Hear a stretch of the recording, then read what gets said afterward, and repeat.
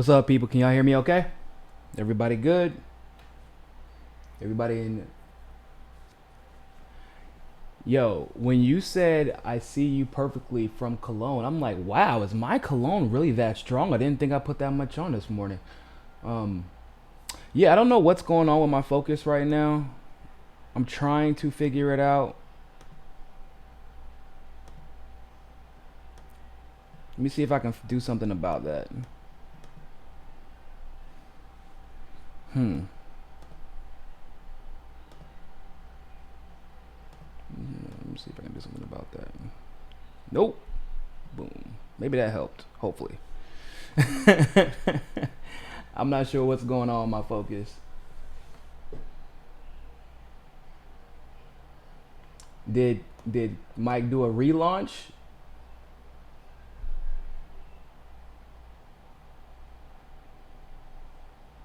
Oh my God. Please don't tell me that. Please don't tell me David Pakman did. You're telling me that David Pakman did a video basically sucking off Joe Biden from the back after he tried to attack Tulsi out the gate? Oh, don't tell me that. Oh my God. Oh, sweet baby. Ugh. See, y'all, I got stuff to do today, and y'all got me out here about to just roast this man for another 30 minutes of my life. Whew. Mm. Sorry, y'all. Y'all know why. Y'all know I don't like that, man. I don't know why I even bring him up. I don't even know why I even bring him up. Why are we surprised? Joe Biden and David Pakman are a perfect match for each other. Good God. I don't think anyone should be surprised at this point. But I hope that everybody else is doing well. Sorry, I was actually, what was I doing yesterday? Oh, yesterday I was actually doing some stuff for the studio so that I could live stream more often for you all, because it seems to me that a lot of people like the live streams. So, got some stuff to make the streams hopefully more smooth. I try to do some upgrades to the internet. We'll see if it actually works, because I supposedly had a really good internet before. But then people were still getting cut out of the stream, and they said they were having buffering issues. So, and I'm sure that a lot of it was on my end. So we'll see what happens. But you know, when you're speaking out against the empire, it's kind of hard. Oh, now Pakman doesn't like Biden, but Biden came out with a bang. Biden literally, no one cared. I did not see one single positive tweet about Biden. Even the neoliberal lights, you know, those neoliberals, like the casual neoliberal fans who are already trying to make excuses for why it's okay that they vote for the person who eventually is the victor after Bernie and Tulsi get cheated. Those kind of neoliberal lights, even they don't like Biden. So it's interesting to see that there's this pitch that Biden is somehow popular. Biden is very aware that, you know, before we get started, by the way, we haven't started yet in case you're just joining and you've never seen me before. I just generally talk shit before the show because, well, it's fun. But but there's a reason that Obama had to win over social media even in 2008, because social media and the internet, what do they always say about the internet? Yeah. And you can ask Trump, by the way, to verify this. The internet is always undefeated. Always, 100% of the time. So, I mean, ask Guaido. He just tried to do this coup, and the internet went in on his ass for the last 4 days. You saw how that turned out, and he has zero support. So, yeah. Aaron, actually, I do still talk to HA. I just talked to HA the other day. He congratulated me on, you know, the recent success on the channel. He was telling me how much he loves, you know, how much he loves Tulsi, and how much he hopes I keep, you know, coming at these establishment douchebags and these neoconservative assholes. So, you know, HA is my guy. You know, we don't always see eye to eye when it comes to Trump, but, you know, that doesn't mean I stop being friends with somebody because we disagree politically. Because, like I said, you know, HA does still support Medicare for all. He's still anti-regime change, you know, things like that. So that's my guy still, even though we disagree sometimes. Nothing wrong with that. Did you see how Rubio and his gang got played by Maduro? I did not see that.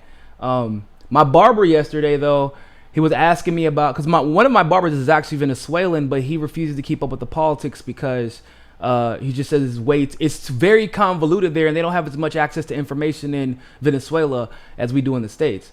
So, because obviously the lies, you know how it goes. So, basically, I was telling him, I said, y'all know who Candace Owens is? Because everybody knows who Candace Owens is. And they're like, yeah. I said, Marco Rubio is the Candace Owens of Latin America. And they were like, oh, okay, we get it now. Thanks for the super chat, Penguins fan. People like David Patman, Sam Sidaris, Anna Kasperi. I'm assuming you mean Sam Harris? Or Sam Cedar? Or both?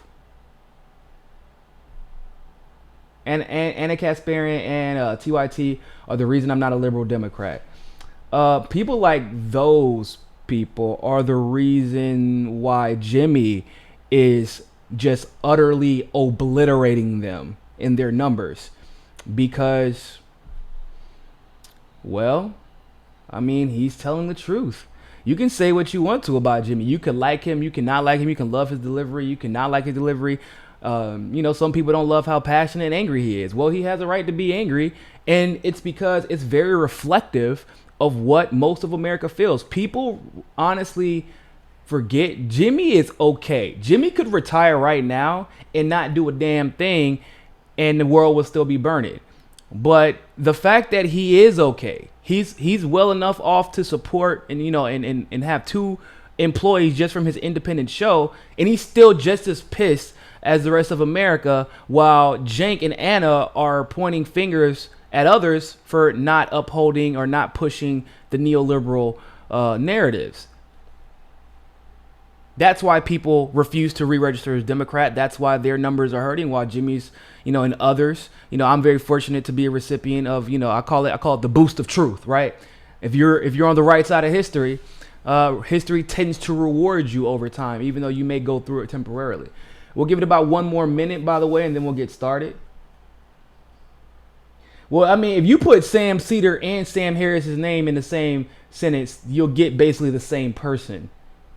One boring ass muff. Let me continue. I miss you guys, man. Y'all. I've been stressed out the last couple of days for no reason really other than I'm an empath, right? It sucks. Had no idea what the hell that meant when I was a kid, and I didn't understand it until I was an adult. Sam Cedar from the Majority Report. Got you. Yeah. So these last couple of days with this thing with Venezuela happening, the Yemen veto failing to be overturned, amongst a plethora of other things going on in the world, it stresses me out, y'all, because I care about this. Y'all know, like I said, this journalism stuff is really just another form of activism for me, because that's at my heart. That's what I am. I just happen to know how to talk and understand the issues. So whenever things like that happen, I'm not gonna lie, y'all might not hear from me, but usually you'll hear from me 3 to 4 times a day on YouTube. Sometimes you might not hear from me once that day, because the truth of the matter is, it sucks. I will, it's hard to keep my spirits up sometimes. Not because I lose hope, but just because it's stressful. It sucks feeling helpless when you want to see, that this world of humanity has so much potential for good. They have so much potential to be great and help others be great.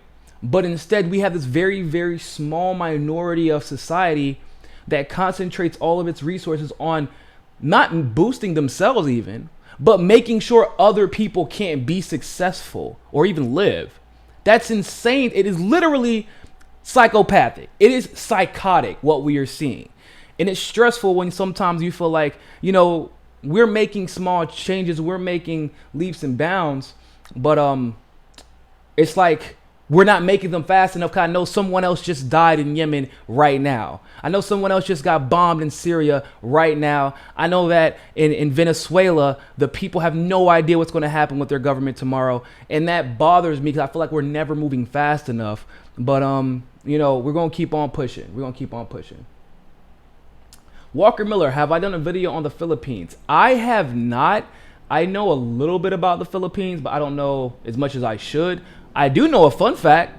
Obama's grandfather was actually part of the reason that the Philippines went into complete and utter chaos. He overthrew a few of their leaders. So that was interesting. I learned that a couple of years ago. Abby Martin is wonderful. Love your voice. Well, we don't have any updates on the DNC fraud lawsuit yet, but trust me, if I get one, everybody in the world will know. So, but yeah, you know, it's hard to sleep at night sometimes. Natalia, listen, every single night it's hard for me to sleep. I wake up about 5:45 every morning, and it's actually a relief waking up because it's legitimately hard for me to sleep.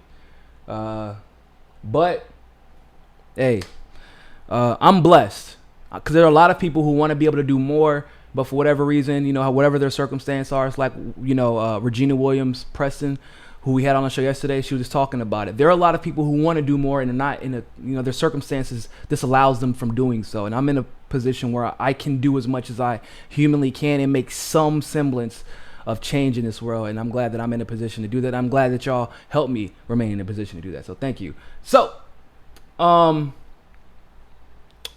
want to go ahead and get it popping since we're already here. So, you all know that they have been trying to resurrect the Russiagate conspiracy. It should be dead. It should have been dead. It should have been dead. They should have really been dead 3 years ago. But not Julian Assange. Lord, baby Jesus, don't ever let me make that mistake again. Robert Mueller said, hey, not really any collusion going on here. And the intelligence agencies, remember the intelligence agencies that they relied upon so much, they all couldn't find any collusion either. But I know what you all may be thinking. Well, how do they not find any collusion? Remember, NBC said 2 anonymous sources that no one could ever find or, you know, get questioned said that Trump colluded with Russia. So, of course, it's accurate. When has NBC or anonymous sources or CIA assets ever lied? That's not even a thing. Yeah, we know. I know that's what you may be thinking. But they refuse to let it die. Hold on, we got a super chat. Neoliberals, liberal interventionists like Samantha Powers and neocons like John Bolton and late Senator John McCain, not late enough or early enough, if you ask me, are two sides of the same coin. Absolutely. Basil Peterson, the fact that we have psychotically focused on Russia meddling for 3 years and no one sees the irony of in Venezuela is bizarro world. I 100% agree. So, yeah, they haven't been able to find anything because nothing exists. Listen, people, there is probably not, I can say it with I can say with some certainty that Russia at some point, at some day on some planet tried to influence our elections at some point because, well, when the survival of your country is dependent on it, when this particular country will not stop trying to overthrow, I don't know, let's say the entire world, for example, then you might try to influence the outcome, right? But I really don't know how else to explain how utterly ridiculous and idiotic it sounds that anyone would believe the story that Putin hacked the election. What the fuck, bruh? Hack the what the fuck does that mean? Sorry, Mom. I'm sorry. It's really irritating. You know, I get that from you. We don't like stupidity, and more so, we love common sense, and that's antithetical to common sense. Russia hacked the election. We got a super chat real quick. Democrats want thermonuclear war with Russia. It seems like it. It looks like they're trying to clear off half the planet. That's what it seems like. They're trying to start over. Too many woke people in the world right now. They don't like that. So it's stressing me out to when I'm having conversations with people, as clearly Tulsi is probably feeling the same way, and they're like, well, Russia hacked the elections, and I'm a very, y'all know I'm a very solution-based thinker. I'm a very solution-based. Okay, fine. Let's just say that foreign interference with American elections is a common thing, and it is a common thing because Israel has no problem colluding with our world leaders or our United States leaders. They have no problem colluding with Trump. The Democrats don't seem to have the problem with that, though. Isn't that interesting? Saudi Arabia also doesn't have a problem colluding with our government to try and influence elections one way or the other. They don't seem to have a problem with that, though. But, okay, let's just say foreign interference was legitimately a problem. Hacking the elections, whatever, which is, by the way, if I was an NSA, CIA, FBI, if I was any of the parties, I would be utterly embarrassed if another country could easily hack my elections when we're supposed to be the strongest superpower in the world with the best intelligence community in the world. You can hack into my iPhone right now and make me crash my car if you wanted to, but you can't stop Putin from going and downloading the app out of the app store and hacking the United States elections to supposedly put Trump in power. I'd be embarrassed. I wouldn't even tell nobody. I would lie if that was the case. But Tulsi feels the same way. She does. And Tulsi had some things to say about that. So let's listen to what she has to say, and then we'll talk about it. It's important that as we talk about interference in our elections, that we recognize the actual vulnerabilities exist. I've introduced legislation called the Securing America's Elections Act that would make sure about interference and a manipulation of our elections. There are still a number of states in this country who this is something we've got to urgently. Congresswoman, thank you for your time. I do appreciate it. Question, y'all. Was that controversial or something? Did she say something that was like insane? Was that uncomfortable for people to hear? Because, you know, this has been the topic of conversation for our elections. Russia, Putin, Putin, KGB, Russia, Khrushchev, Russia. And it's going to offer a solution so that we never have to have this conversation again. Once in our elections or other, all of a sudden, nobody cares about election interference. All of a sudden, hey, incredibly convenient that now none of these things. Now, I can't imagine the fact that these people were given a single or a double of a damn. As some of our allies, even some of our allies in the progressive movement, right? As much as people want to pretend, and they, like I said, you can, in this particular instance, not that I would agree with it, but you could make that has to be had again. And the moment that a solution is actually, give me one.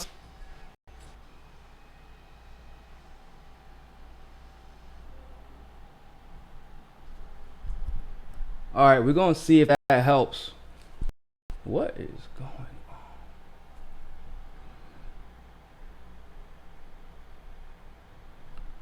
What is going on?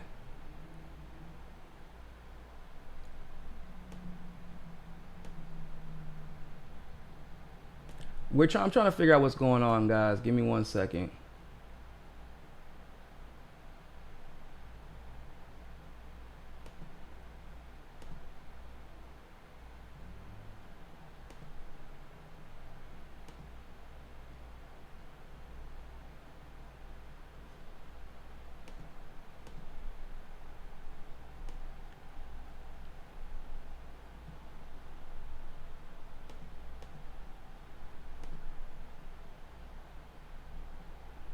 All right, it looks like we're back in business. Give me a shout. Let me know if we're back.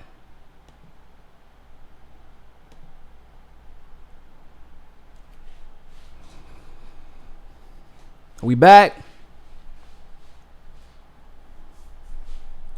Let's see. Let's see how long it holds up, right? Man, I'm telling y'all, speaking that can't be dropping. I gotta stop doing that. I be dropping too much. I'm like Daenerys Targaryen. I be dropping too much fire. They don't like that. Give me 1 second. Let me send a tweet back out. Let everybody know we're all right. Everybody, it piss me off, man. They gonna hold up.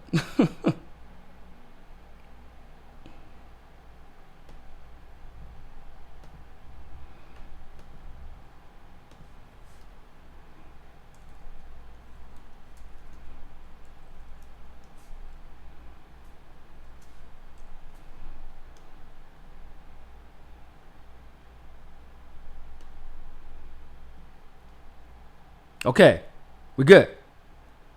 We good. All right. In the words of a very, very wise man named Joel Santana, we are back like cooked crack. All right. So, as I was saying, before I was rudely interrupted by AT&T's internet, or Comcast internet. I know, what a surprise. If I hope you all finished, got to see the entire message. But basically, the last thing I said before we were rudely interrupted was that how is this video not viral? How is every single member of the House of Representatives not speaking about this?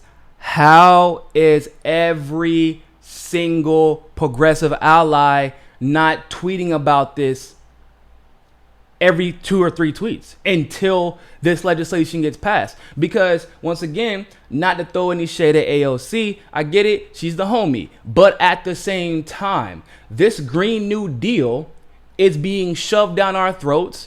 It is a resolution, right? At the end of the day, it is a step in the right direction. But at the end of the day, if you understand how politics and legislation works, it is a resolution and nothing but. It does not have the numbers to even get passed as a resolution, people. Cool. But yet, we hear AOC is getting invited to conferences to discuss it. Like, it's not a bad thing, but I'm trying to help people. I'm trying to make a point here. This is a resolution. This is urgent, right? The Green New Deal is indeed urgent. Climate change is indeed a problem.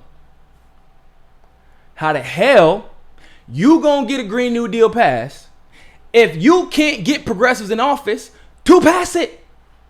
AOC? Rashida? Elon? Anybody? Do you see the problem you're gonna run into? Yeah, I mean, the Off Act is way better, right? So we know this. The Off Act is way better. But I'm trying to help establish a point. That point is that clearly, if any of these politicians want these progressive policies passed, if Bernie wants a chance to not be cheated in this primary, not only would he back Tulsi's bill, if I was him, the responsible thing to do in my home, because here's my thing, right? Bernie passed or is talking about giving prisoners rights to vote, which I inherently agree with, right? I do agree with that. But Tulsi brought up a brilliant point, which once again wasn't really all that surprised because ideologically, Tulsi is literally the most consistent politician we have in office right now. I don't have to guess shit she's going to say. I really do not at this point, which is a relief, right? It's a relief. So if Bernie wants prisoners to vote, and this is a fundamental right, we have to let everybody vote, blah, blah, blah. 100% agree, Bernie. But what Tulsi said is true as well. The fact of the matter is, if you know anything about state prisons, oftentimes these prisoners are from out of the state, from out of the county, from out of the city, et cetera, et cetera, et cetera. And because of how prisons tend to operate, it'll probably work a lot like it works in the military. So when I was in basic training, I was actually in basic training when Barack Obama won his election. I voted in basic training. We all filled out absentee ballots. Now, in that particular election, they probably did go to Barack Obama. Believe it or not, here's what was interesting. Believe it or not, we weren't allowed to vote in the primary election. So that's, you already hear where some of these problems are. We weren't even allowed to vote in the primary election until there was a set candidate. So we weren't even allowed to influence. What if I wanted to vote for Hillary? No, I didn't even really like her back then. So we had to fill out absentee ballots. Now, that was in 2008. Holy shit. Whew, that was a long time ago. Why did I say that out loud? Anyway, fast forward. That was in 2008. We're in 2009. We've learned a lot about absentee ballots thus far, haven't we, in the last 10 years? Where do those ballots tend to go? Wherever the hell the establishment Democrats want them to go, or the establishment Republicans even want them to go. Maybe you have an issue with your registration, people. How do you think you're going to be able to get that registration issue taken care of in jail? Because what Bernie is counting on, right? What he is hoping, he has high hopes. What he is counting on is, well, maybe our jail system that is primarily run by a private industry, maybe they're so altruistic, they'll make sure those prisoners get their registration fixed and taken care of.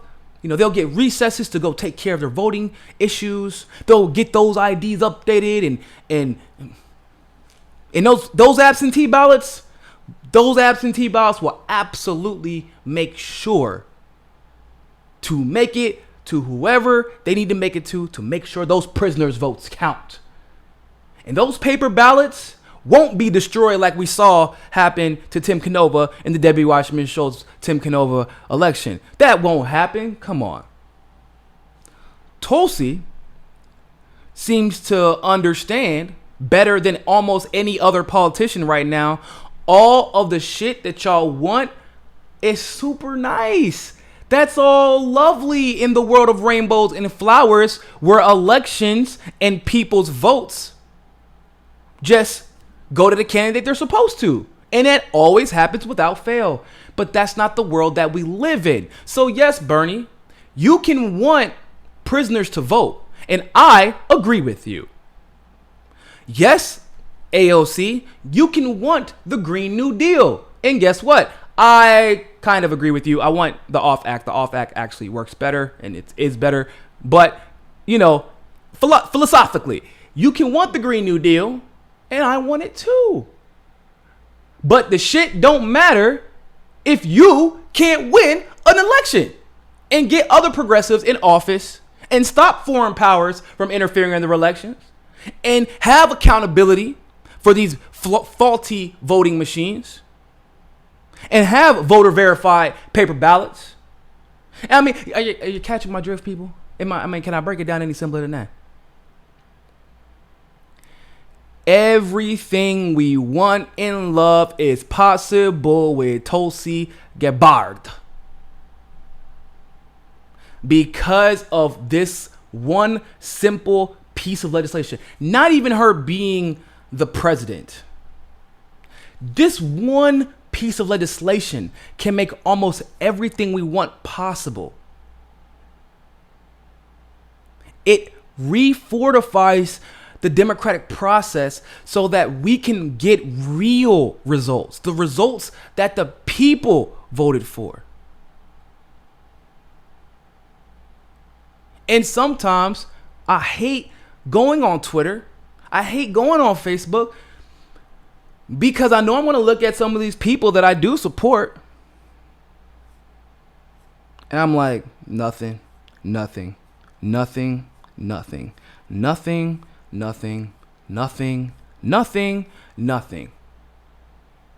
of course, I go to Tulsi Gabbard's page Of course, she's right. She's right again. She's right again. She's right again. She's right again. She's right again. She's right again. She's right. Okay, goddamn, Tulsi. Like, it's actually getting legitimately hard for me to keep up with everything that Tulsi is right about at this point.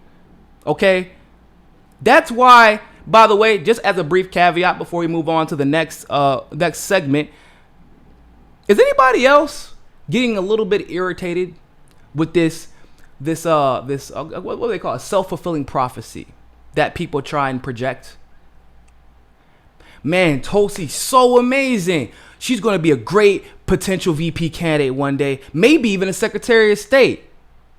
Okay, maybe on one issue if you had, because it's not like the issues that Tulsi are speaking out about and against are like some like one-off like Medicare for all. Okay, she's always supported Medicare for all. Even when she was quote unquote part of the establishment, she supported Medicare for all. Like the quote unquote Conyers bill, the gold standard for Medicare for all, she did support that. So like, okay, cool, whatever. $15 minimum wage. That's like elementary progressivism at this point.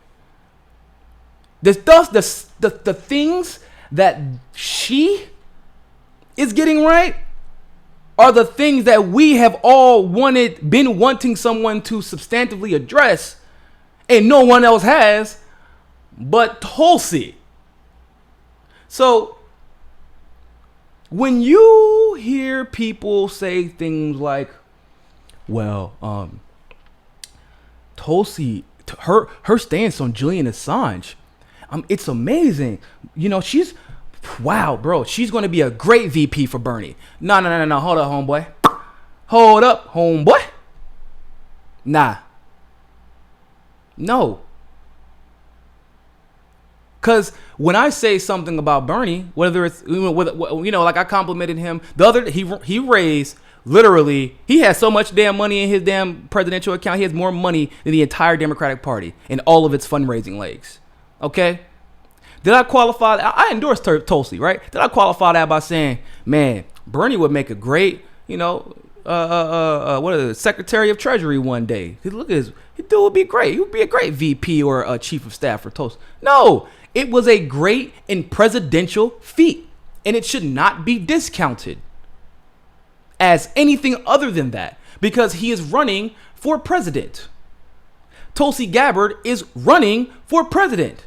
When she speaks out in such a way that she does when she was advocating for a judicious process regarding Julian Assange, not this kangaroo court, advocating for whistleblowers everywhere, that wasn't vice presidential. It wasn't Secretary of State-ish. It was presidential.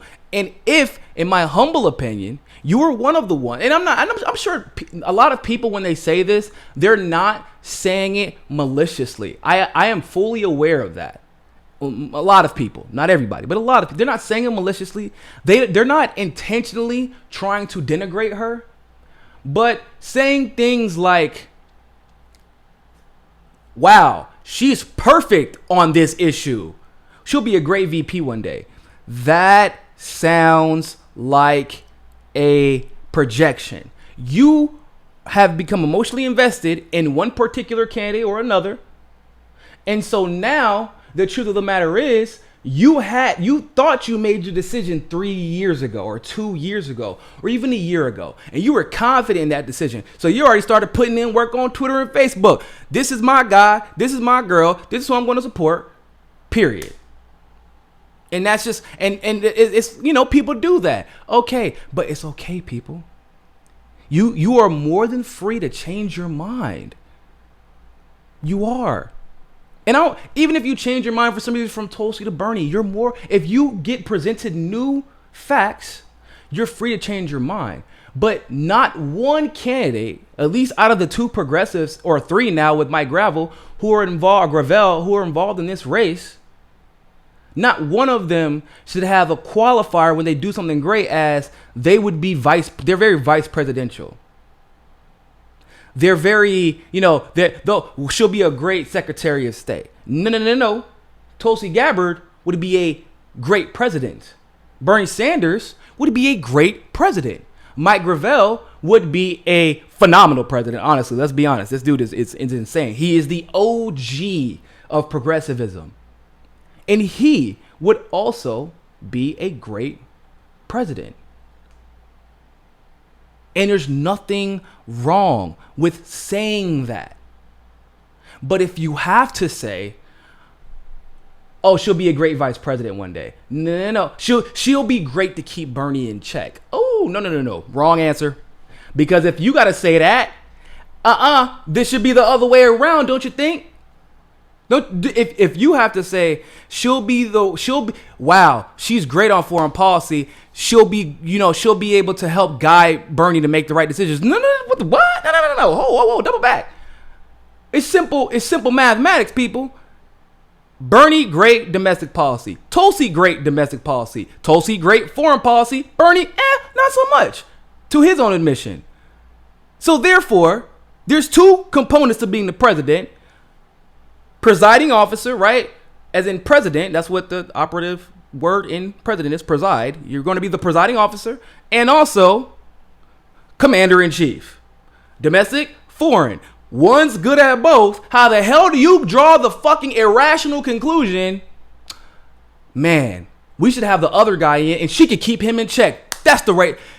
And I don't believe it is mostly a sexist thing, but I do believe there's a sexist component to this because we have been conditioned by the patriarchy to automatically relegate women to being next up. Even when it comes to Nina Turner, right? People have automatically assumed that like Nina will want to be Bernie's VP. Like, maybe Nina doesn't want to be somebody's second or third. Maybe Nina wants to do her own thing. Nina doesn't want to be the vice president. Nina's already the president of our revolution. Is she the vice? But nobody had said, well, she will be a great vice chair of our revolution. No, because Nina's a great president of our revolution, as we've seen. You get what I'm saying?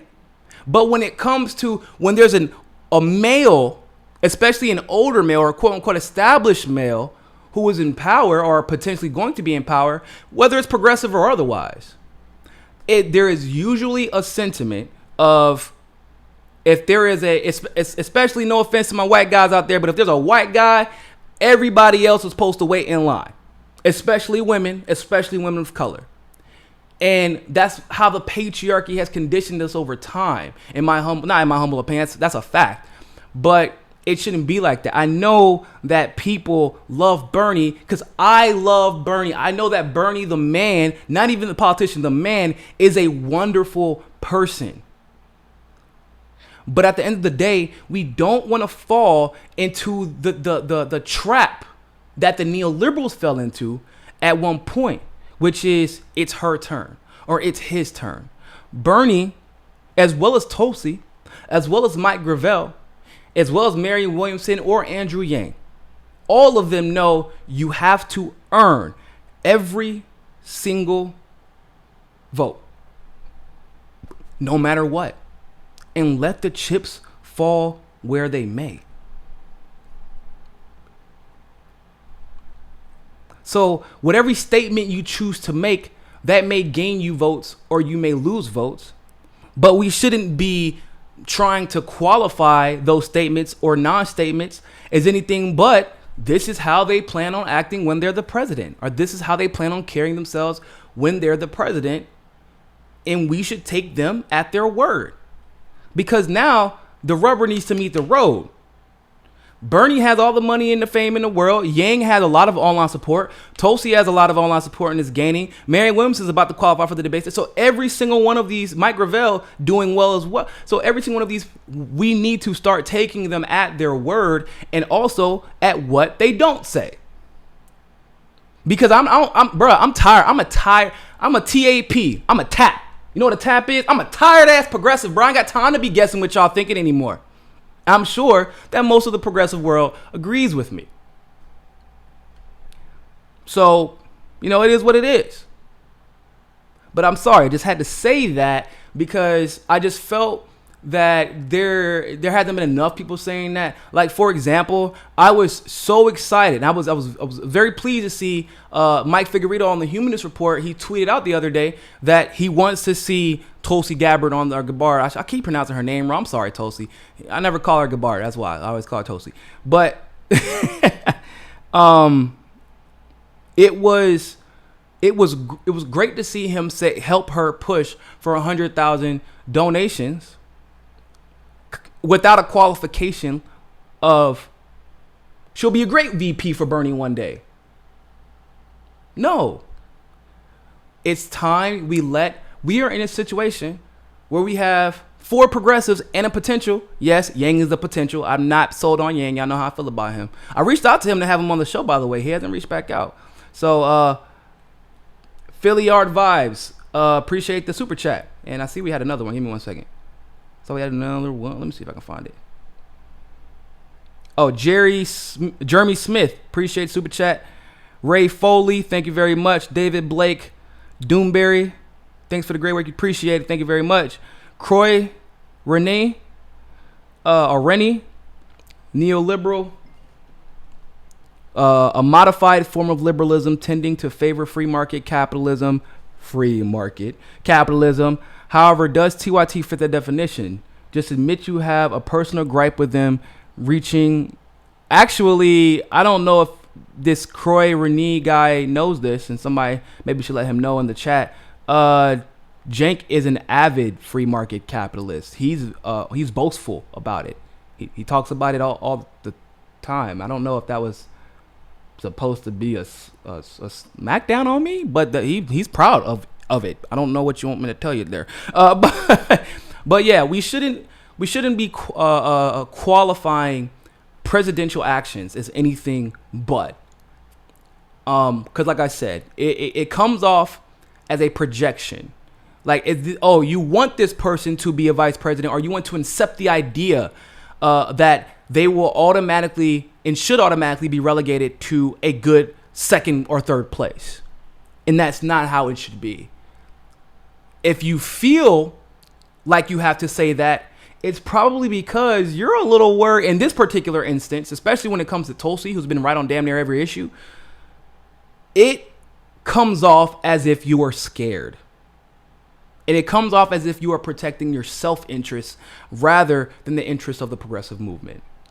I'll cover these last couple of super chats before we move on to the next topic. Thanks Natalie, appreciate it. I just may go with Tulsi. She would be the first woman president and the youngest. And she would be the first millennial president as well, by the way. I may just vote for Tulsi. You know what, Natalie? I think I might vote for Tulsi too. But no, in all seriousness, she would be the first woman president. She would also be the first Hindu president, obviously.